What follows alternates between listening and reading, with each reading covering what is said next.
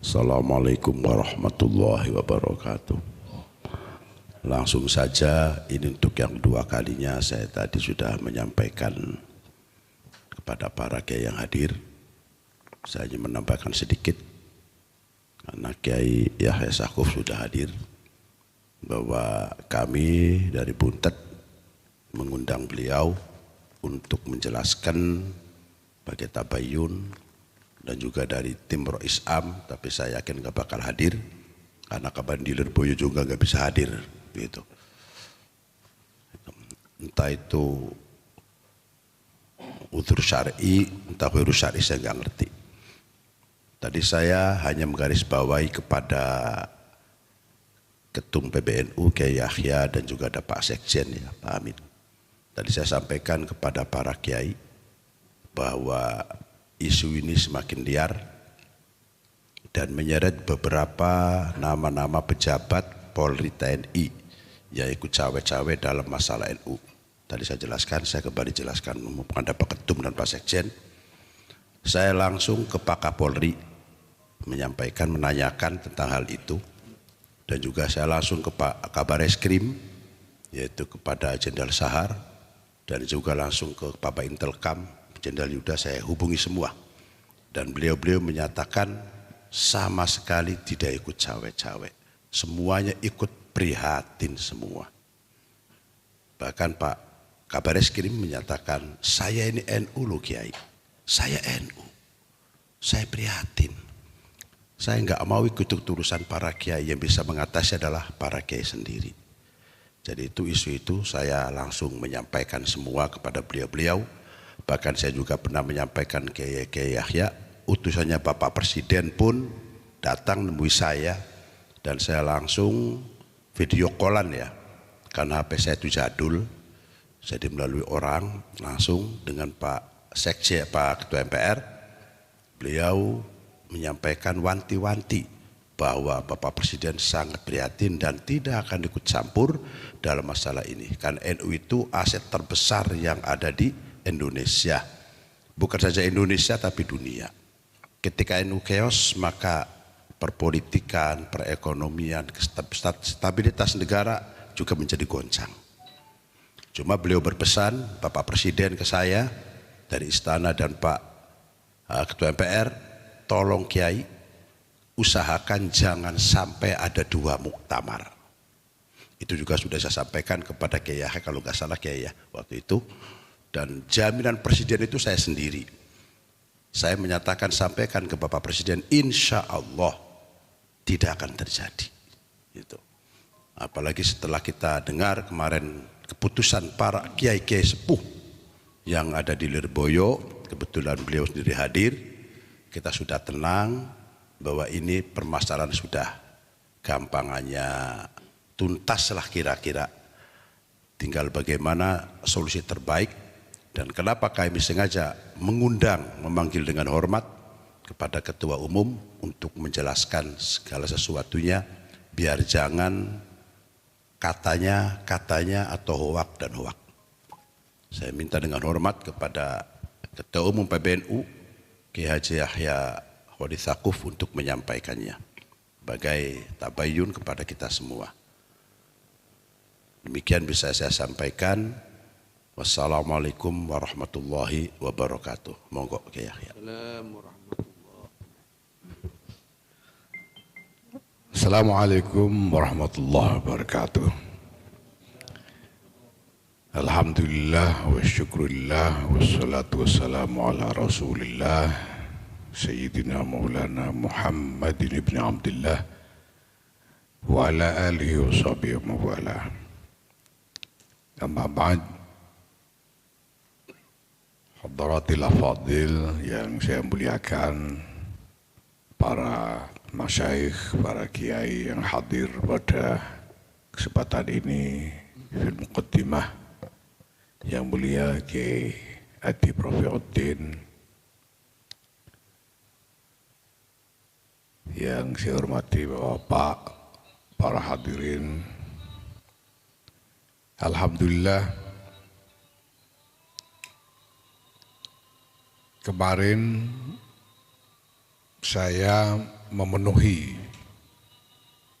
panggilan dari para sesepuh mustasyar untuk datang ke Lirboyo menemui para sesepuh mustasyar, dan ada sekitar 570 hadirin dari PW dan PWNU dan PCNU seluruh Indonesia, juga dari para pengasuh pesantren dari seluruh Indonesia. Alhamdulillah. Saya kemudian diminta untuk menghadap kepada satu majelis khusus para sesepuh mustasyar. Di sana ada Kiai Anwar Mansur, ada Kiai Nurul Huda Jazuli, ada Kiai Said Aqil Siraj, Kiai Ma'ruf Amin yang ikut melalui Zoom, ada juga Kiai Nuh Ad-Dawami dari Garut, ada Kiai Idris Abdul Hamid Pasuruan, ada Kiai Ali Akbar Marbun, salah seorang anggota Ahli wal Aqdi juga dari Medan, Sumatera Utara, dan sebelah kiai-kiai sepuh lainnya. Kemudian saya diminta untuk bicara di depan beliau-beliau.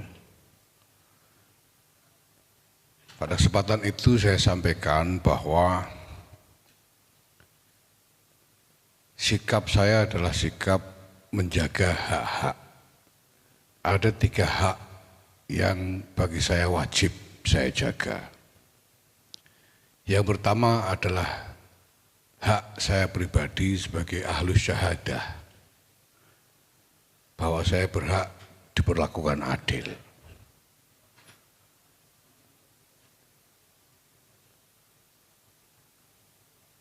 Bahwa perlakuan adil itu berarti apapun yang menyangkut diri saya berhak untuk mendapatkan kesempatan untuk melakukan tabayun, untuk melakukan klarifikasi dari apapun masalah yang dianggap menyangkut diri saya. Yang kedua yang saya wajib menjaga adalah hak dari maqam ulama. Bahwa maqam ulama itu harus dijaga, tidak boleh diciderai. Tidak boleh ada sesuatu yang dibiarkan menjadikan maqam ulama itu jatuh, menjadi berkurang kehormatannya, terutama dalam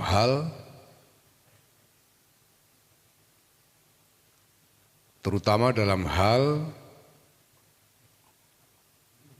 wewenang para ulama, dalam hal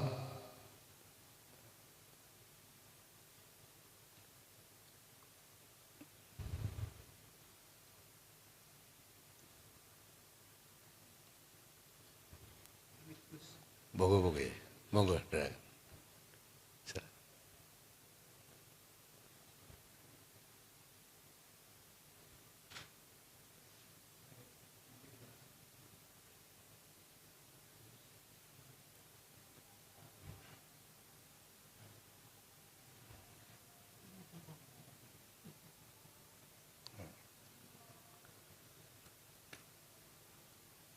Terutama dalam hal wibawa para ulama untuk menyampaikan tuntunan syariat, untuk menyampaikan ketentuan-ketentuan syariat. Karena ulama ini bertanggung jawab memberikan bimbingan syariat kepada umat. pada tanggal 20 November yang lalu dilakukan suatu pertemuan yang disebut sebagai rapat harian Suriah.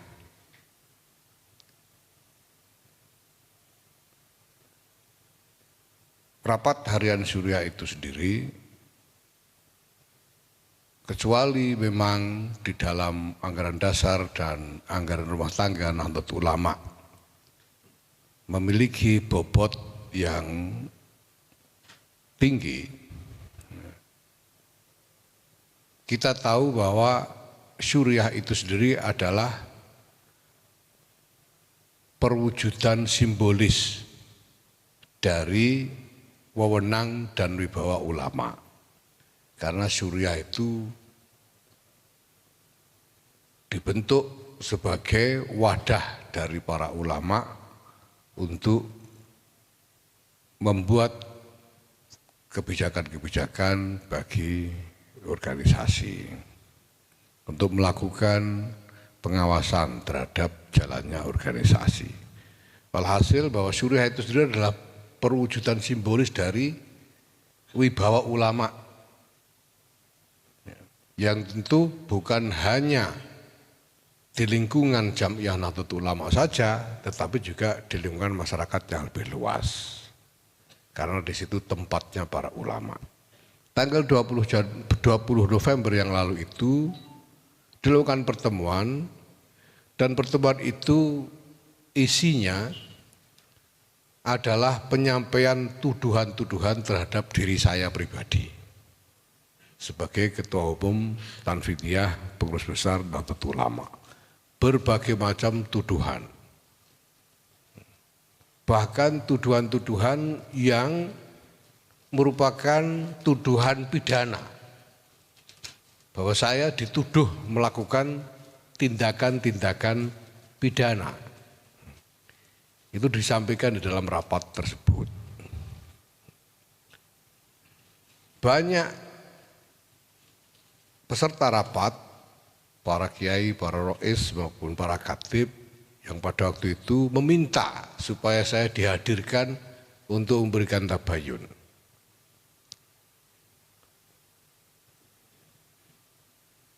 Kiai Idris Hamid, Kiai Ubaidillah Faqih, Kiai Mu'ad Thohir dan lain sebagainya, banyak peserta rapat yang minta supaya saya dihadirkan. Ya, termasuk juga bahkan pengurus-pengurus Tanfidiyah lainnya yang dianggap relevan dengan masalah supaya dihadirkan. Tetapi itu tidak dilakukan. Maka yang terjadi dalam pertemuan itu adalah penyampaian tuduhan-tuduhan tanpa sedikit pun ada ruang bagi saya untuk diperiksa dan memberikan tabayun sama sekali. Nah, memang sebelum itu saya pernah 2 kali dipanggil secara pribadi oleh Rois Am dengan pesan bahwa saya harus datang sendirian tanpa membawa teman siapapun. Beliau minta pertemuan 4 mata. Dalam 2 pertemuan itu beliau menanyakan sejumlah hal. Yang pertemuan pertama saya jawab secara umum, dalam pertemuan kedua saya jawab dengan lebih rinci dengan menyertakan dokumen-dokumen sebagai data kepada Rois Am. Tetapi di dalam rapat tanggal 20 November itu tidak sedikit pun jawaban, klarifikasi, informasi dari saya disampaikan kepada rapat, apalagi dipertimbangkan. Disampaikan kepada rapat pun tidak, jadi hanya tuduhan-tuduhannya saja yang disampaikan dalam rapat itu. Sampai kemudian entah bagaimana prosesnya, tiba-tiba keputusan diambil alih oleh Rois Am dan 2 orang wakil Rois Am, dan kemudian muncul risalah rapat yang sebelum dikirimkan kepada saya sudah disebarluaskan di media-media sosial, yang isinya ya lagi-lagi persis tuduhan-tuduhan yang dianggap sudah sebagai penetapan hukum beserta vonis bahwa saya harus mengundurkan diri dalam waktu 3 hari atau diberhentikan. Nah, saya sampaikan kepada para sesepuh mustasyar bahwa ini berarti hak-hak saya sebagai ahli syahadah sama sekali diabaikan. Bahwa saya diperlakukan seperti kafir harbi yang halal kehormatan saya. Karena saya hanya dituduh tanpa diperbolehkan memberikan klarifikasi sama sekali. Ini yang pertama, hak saya sama sekali diabaikan. Yang kedua, hak dari makom ulama. Apabila cara berembuk dan membuat keputusan seperti tanggal 20 November itu dibiarkan, diterima, maka seolah-olah apa yang dilakukan oleh pada tanggal 20 November itu seolah-olah diperbolehkan oleh syariat. Karena yang ikut di dalam pertemuan itu adalah para Suriah PBNU yang punya atribut ulama. Ulama melakukan itu dan diterima berarti halal secara syar'i. Nah, ini tentu luar biasa berbahaya karena ada satu tindakan, satu proses yang ya kecuali bahwa saya ngaji sekian lama ini salah semua, yang batil, tapi kalau dibiarkan kemudian orang menganggap ini sudah benar, sehingga cara seperti itu diperbolehkan oleh syariat. Tentu ini sangat mencederai hak dari makom keulamaan. Ulama yang mestinya berpikir dan bertindak berdasarkan ilmunya, melakukan seperti yang terjadi di tanggal 20 November itu, yang kalau itu tidak dinyatakan batil, berarti ya akan ada anggapan bahwa apa yang dilakukan itu boleh, sudah sesuai dengan syariat. Nah, yang ketiga yang wajib dijaga, wajib saya jaga adalah hak dari jam'iyah. Bahwa jam'iyah ini memiliki tatanan. Jam'iyah ini memiliki aturan-aturan, anggaran dasar, anggaran rumah tangga dan seterusnya. Yang tidak boleh diciderai.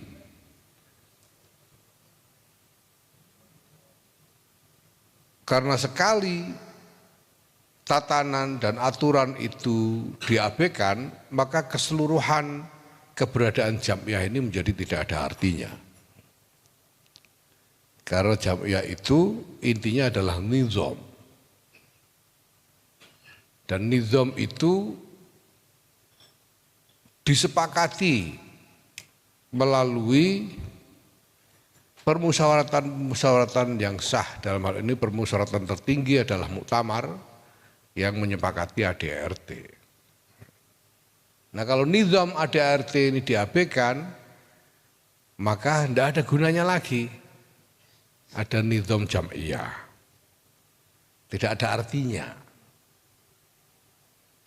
Nah, rapat yang seperti saya gambarkan tadi itu tiba-tiba membuat keputusan meminta saya mundur atau diberhentikan.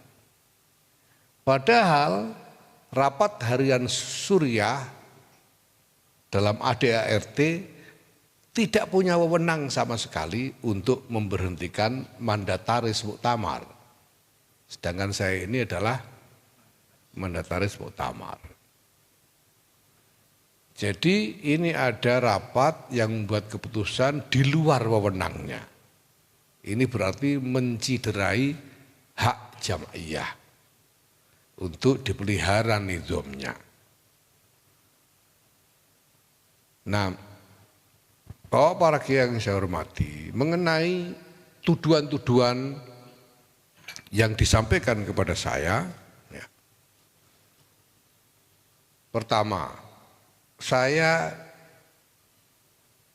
merasa bahwa apabila saya membuat keterangan-keterangan, penjelasan-penjelasan di luar forum atau wahana yang semestinya, maka penjelasan saya juga akan sia-sia. Sering dalam berbagai pertemuan saya diminta untuk membuat penjelasan, tapi untuk membuat penjelasan detail tentu sia-sia karena melibatkan dokumen-dokumen yang kompleks, melibatkan penjelasan yang panjang lebar. Ya. Tapi saya bisa katakan bahwa semua yang dituduhkan itu apabila dianggap benar, maka itu berarti sepenuhnya fitnah. Semua yang dituduhkan kepada saya itu adalah fitnah.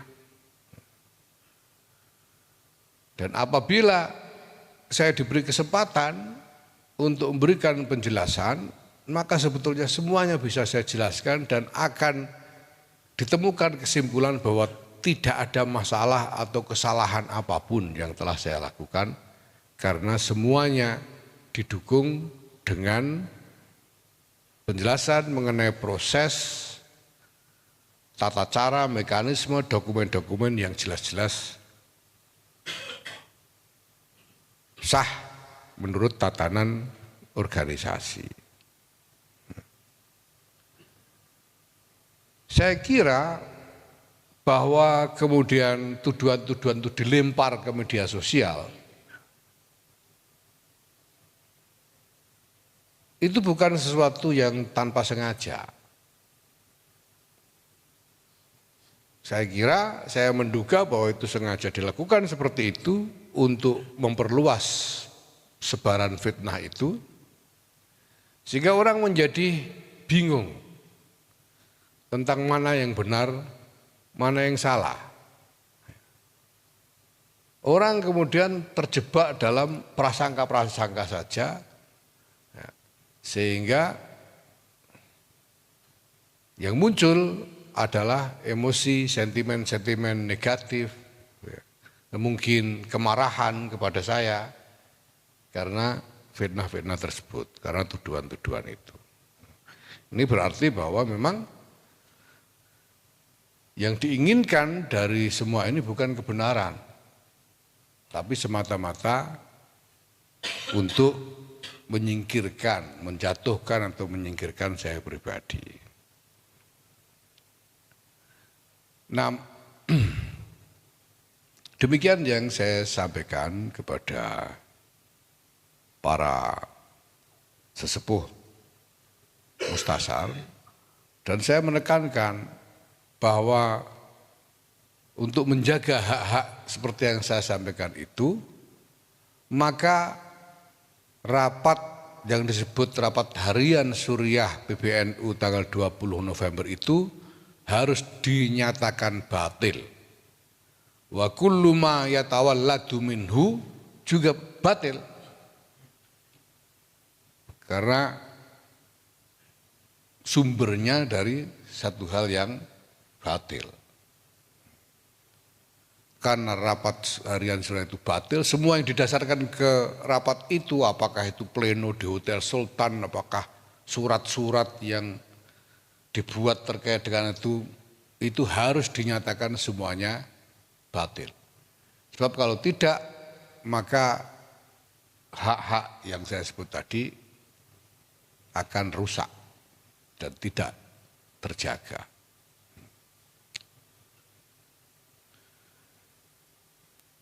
Bagi saya sebetulnya apabila memang ada kemauan untuk melihat masalah ini dan prosesnya secara objektif. Menurut saya ini soal yang sangat jelas. Saya sampaikan kepada teman-teman, ini wadih kasamsid duha. Dan secara bercanda saya bilang, kalau ada orang bingung melihat masalah ini berarti fi qulubihim marad. Kan jelas sekali. Orang dituduh dengan macam-macam tuduhan yang serius sampai kepada tujuan kriminal, tapi sama sekali tidak diberi hak untuk menjawab tuduhan, dan kemudian berdasarkan tuduhan itu begitu saja dibuat vonis oleh pihak yang tidak berwenang membuat vonisnya gitu. Nah, saya kalau ada orang bilang bingung itu saya tidak tahu bagian mana yang membingungkan dari ini gitu. Nah, maka saya justru juga agak heran kenapa ada sebagian mengatakan ingin netral soal ini. Kalau ada hak, ada batil, itu netral itu seperti apa lalu? Kalau yang satu hak, satu batil itu netralnya itu seperti apa? Ini seperti netral antara maling dengan polisi. Nah, ini para kiai, para masyayikh yang saya muliakan, yang kemarin saya sampaikan, dan kemudian dilakukan diskusi di antara para masyayikh, sementara di tempat pertemuan lain yang lebih banyak pesertanya dari PWPC dan pengasuh-pengasuh pesantren itu juga dilakukan musyawarah tersendiri, yang hasilnya kurang lebih sama. Menuntut untuk segera islah,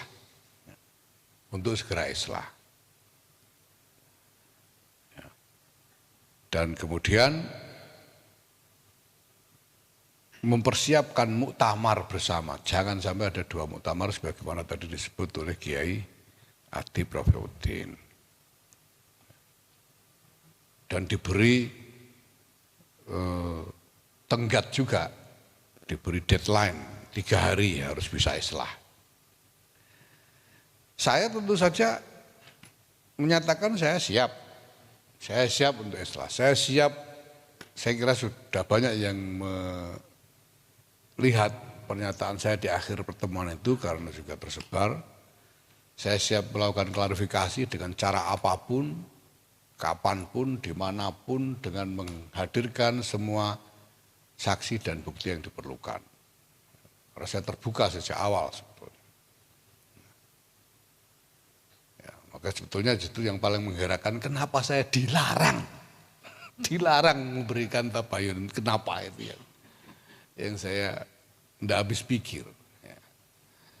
Makanya saya katakan kalau itu diperbolehkan ini berbahaya sekali bagi martabat keulamaan itu sendiri. Dan berkali-kali diundang, ketika diundang di Tebuireng saya datang, Roy Sam tidak datang. Kemudian ada yang diutus, yaitu Pak Muhammad Nuh dan Saudara Nur Hidayat. Dan ketika hendak dipertemukan di satu majelis bersama saya supaya dikonfrontasi, mereka menolak. Mereka meminta bertemu sendiri-sendiri sehingga saya harus menunggu sekitar 2 jam.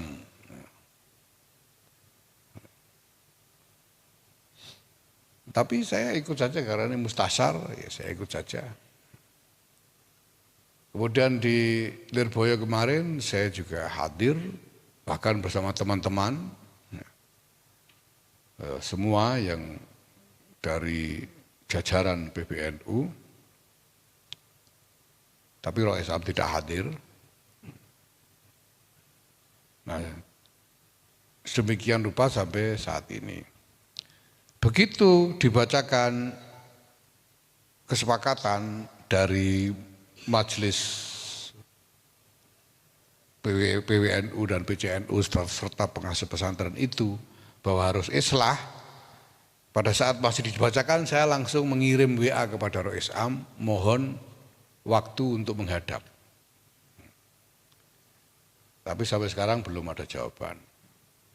Tadi pagi saya mengirim surat resmi melalui Dikdaya kepada beliau juga untuk memohon kesempatan menghadap. Ya, kita lihat nanti apakah ada jawaban atau tidak. Nah, sebetulnya saya masih ada yang muskil, misalnya bahwa ya kalau saya mau islah, saya sudah nyatakan taslim, saya sejak awal, sejak detik pertama saya menghendaki islah karena saya tidak ingin, bukan soal mempertahankan diri atau katakanlah memperebutkan sesuatu, karena saya tidak ingin keutuhan organisasi ini terganggu. Bukan soal, jadi buat saya ini bukan hanya sebetulnya bukan hanya soal membela kebenaran misalnya, bukan hanya soal itu. Tapi soal juga bagaimana mempertahankan keutuhan organisasi. Maka saya ingin islah. Tapi saya tegaskan bahwa islahnya harus islah binaan al-haq. Islahnya kan harus binaan al-haq. Mana yang benar harus dinyatakan benar, mana yang salah harus dinyatakan salah. Kemudian kesalahan-kesalahan pribadi kalaupun ada dimaafkan. Sesederhana itu. Tapi harus dinyatakan mana yang benar, mana yang salah. Tidak mungkin islah ini lalu seperti bagi-bagi kue, sudahlah kamu ngalah dikit, kamu nanti dapat ini misalnya gitu. Tidak, menurut saya itu tidak bisa karena tidak boleh kita melakukan sesuatu apapun itu binaan al batil itu tidak boleh. Jadi kalau islah ya harus binaan al haq. Nah saya sudah tegaskan bahwa saya siap. Nah muskilnya itu kalau Rois Am tetap menolak. Nah ini lalu bagaimana itu yang tadi juga saya tanyakan ya pada teman-teman dan sampai sekarang belum ada yang tahu gitu. Gimana kalau di sana terus menolak? Karena penolakan untuk berkomunikasi juga bukan cuma sekarang, sejak kemarin-kemarin. Jadi tanggal 20 itu ada rapat suriah, tanggal 21 pagi saya langsung mengirim pesan mohon menghadap dan sampai sekarang tidak dijawab ya, tidak diberikan kesempatan untuk bertemu sampai sekarang. Sejak 21 November pagi. Sekarang sudah 22 Desember, sudah sebulan. Dan kemarin saya ulangi lagi sampai sekarang juga belum ada jawaban. Nah, saya sendiri tidak mengerti. Beberapa seperti Kiai Said Akil Siraj itu sempat menyampaikan kemarin, ini ada apa sebetulnya? Masa cuma urusan yang dibicarakan itu saja lalu bikin jadi ya katakanlah mokong seperti ini. Jadi seolah-olah ada apa di balik itu? Saya sendiri bilang saya juga tidak mengerti. Nah, maka ya sekarang saya menunggu bagaimana respon dari Rois Am dan bagaimana tindak lanjut dari para masyayikh mustasar tersebut. Ada hal-hal yang merupakan cerita-cerita pribadi tapi saya tidak ingin sampaikan kepada siapapun karena ini soal pribadi, saya ingin batasi hanya pada masalah organisasi yang layak untuk diketahui secara umum. Ini saya kira para kiai, jadi saya sebenarnya siap untuk menempuh cara apapun demi maslahat organisasi ini. Ya. Dengan menjaga tiga hak yang tadi saya sebutkan. Karena itu hak yang mutlak. Kalau saya tidak diberikan hak saya sebagai ahlu syahadah, itu kan sama halnya saya ini dihukumi sebagai kafir harbi. Kalau makom ulama itu tidak dihormati dengan ketentuan norma-norma martabat, wewenang, dan ketentuan syariatnya, lalu apa gunanya ada ulama? Kalau tatanan organisasi juga diabaikan, lalu juga apa artinya ada jam'iyah? Maka intinya sebetulnya 3 hal itu, bagaimana hak-hak itu dijaga. Selebihnya bahwa kemarin ada yang melakukan kesalahan ini, kesalahan itu, saya kira saya sangat terbuka untuk bisa memaafkan. Sampai sekarang insya Allah ya saya tidak punya katakanlah perasaan yang pribadi, ya, perasaan pribadi yang menghalangi saya untuk terus berupaya menjalin komunikasi, mengupayakan islah dan membuat perbaikan bersama-sama. Jalan keluar dari ini tidak ada sama sekali selain muktamar yang dipimpin bersama oleh Ketua Umum dan Rois Am. Tidak ada jalan keluar yang lain. Ya. Kalau itu tidak dilakukan, maka itu berarti membuka pintu perpecahan bagi Jam'iyah ini. Nah, saya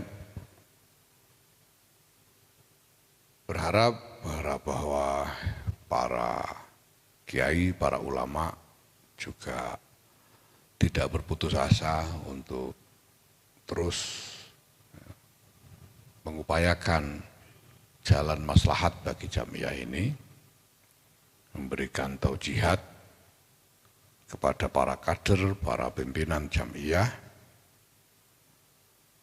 dan juga tentu saja mendoakan Jam'iyah dan para kadernya ini semoga senantiasa di dalam lindungan Allah Subhanahu wa taala. Saya sering mohon maaf karena nanti sesudah maghrib saya harus mengikuti pertemuan dengan PWNU, maka mungkin saya mohon izin, nyuwun ngapunten saestu nih Kiai Adib, mohon izin untuk tidak menyertai panjenengan semua sampai akhir, tapi saya mohon pamit terlebih dahulu karena harus mengejar pertemuan bersama PWNU nanti pada maghrib nanti. Saya sangat berterima kasih dan saya sangat mengharapkan doa dari para masyayikh. Semoga akhir dari semua ini adalah maslahat bagi Jam'iyah Nahdlatul Ulama, bagi warga dan bagi masyarakat kita seluruhnya.